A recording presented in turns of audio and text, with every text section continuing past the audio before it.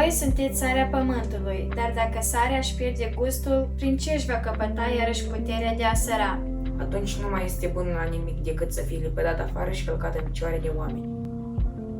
Voi sunteți lumina luminii, o cetate așezată pe munte poate să rămână ascunsă. Și oamenii n-au pentru lumina ca să o pună sub oprop, Ce o pun în sfeșnic și luminează tuturor celor din casă.